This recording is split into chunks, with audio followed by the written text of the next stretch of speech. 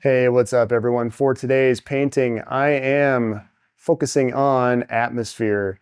So I'm going to talk a little bit about atmosphere while you're watching this painting play out. I have 4 tips for you. I think all these are going to be really helpful if you want to really get your subject to feel immersed in atmosphere, to really make it feel like the environment's coming alive around the subject. This will be a great video for you to watch. Now, this is going to be about a 20-minute, this is a 20-minute video, but in its entirety at regular speed, it's 3 hours. So if you want to watch the full 3-hour version of this video, go over to my Patreon account. I have a bunch of tutorials over there, a lot of demonstrations. I have some exercises, I have art downloads, all kinds of great things that'll really help you as an artist. And yeah, so check that out. Now, as far as these tips go, I have 4 of them today. These 4 tips should really help if you're a beginning artist to really focus on. So the first one, I think, and these are going to be kind of in the order of while you're painting.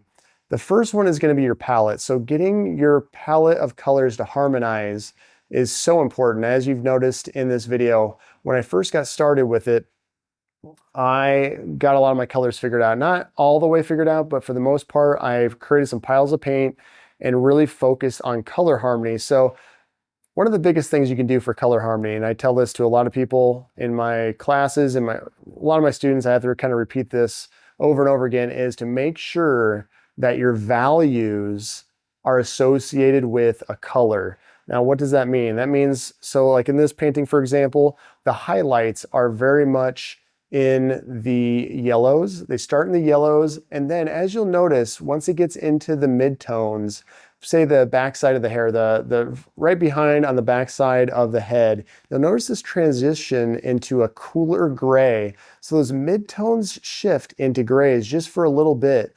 And then once it goes into the darker areas, it gets a lot more warm again, but more towards the red. So it's kind of a yellowish warm in the highlights, in the lights, and then the midtones is more cool, and then it goes back into a reddish warmth in the shadowy areas. So all those values have colors associated with them. And what I would say is that you can shift those. You can have a little fun within those different value ranges, but you never want to jump all the way across to the other side of the color wheel. Unless you're dealing with very subtle colors, very desaturated colors, try not to put too many really, really strong colors in the same tonal range. That will really throw off your atmosphere. It won't, not that there aren't some amazing paintings out there that probably do those kinds of things, but if you want to have a painting that's going to feel like this one, you want to make sure you have a color associated with a tonal range or a value range. Same thing, tone, value, I'm saying the same thing. You'll notice this across a lot of different artists out there. You can do this with just about any color. You could just pick a green for your highlights and a red for your shadows. As long as you stick with those, there will be a color harmony to it. Now, certain colors always look better than others, but as long as you stick with a certain color in a certain range of in a certain value range, you're going to be fine for the most part. So that's the first one. I think the next one that will happen very early in your drawing process is maybe avoid creating too much line work that you really want to save or that you're relying on when you're painting. So if you're a tracer, if you like to trace, if you like to get every little bit of line work just really locked in, try to avoid doing that if you want to create a more atmospheric painting, because this will allow you to stay loose. And the looser your painting is, the more loose areas you have in the painting, you're going to really improve on how atmospheric it feels. So I would say if you've been tracing your whole life, if you've been transferring a drawing over to your surface before you paint, that's really going to hold you back. So try to get better at freehand drawing. I like to use the shape-based drawing method, where I start with the big shapes first, then I go into the medium-sized shapes, and then I get into the smaller details as I need. That way I can control what areas are looser, and I can leave some of that initial brushwork as I go through the painting process. I can decide if I want to keep some things from the earlier parts of the painting or paint over them and make them more detailed. So that will really help you to get different variation in looseness. Now, the next one that I think is pretty important is using different brushes. Try not to use the same brush throughout the entire painting. Don't use a super small brush for every part of your painting. If you get to areas, say around the subject, around the edges where there isn't going to really be a need for a lot of detail, then try to use a bigger brush. Try to have some variation in your brush sizes.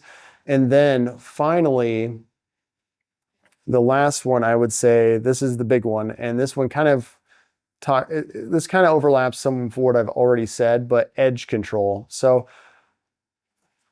edge control is probably one of the biggest things. Now, you should have different levels of edge control. You should have some areas that are pretty tight, pretty sharp edged around detailed areas, but when you can, try to loosen up. Try to have areas that are a little bit looser, where your edges transition into, say, lighter or darker tones a little bit more gradually. I do this quite a bit, even on the profile side of the face, on the edge that's got a lot of background behind it, where the cheek and the nose are.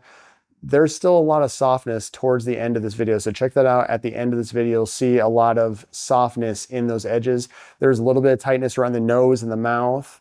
But that's really where I save a lot of those edges. I save a lot of those more tight edges. They're still a little looser though. I'd say every edge in my painting has a little bit of looseness in it. And that's what really gives it that impressionism to it. That's what helps it to feel like an impressionistic style painting, is by having that edge control. And that's something, again, that relates to not using tracings, not relying on your line work too much. Even if you are a freehand drawer at the beginning, try not to rely on that drawing too much, because it may hold you back from loosening up towards the end. So that is really it. That's my 4 tips that I think will really help you focus in on creating some atmosphere in your painting. At this time, I think I'm just going to go ahead and put some music on so you can watch the rest of this. So please like, subscribe, all that. That'd be really great. And now I'm going to go ahead, put some music on so you can watch the full process for this painting that is all about atmosphere.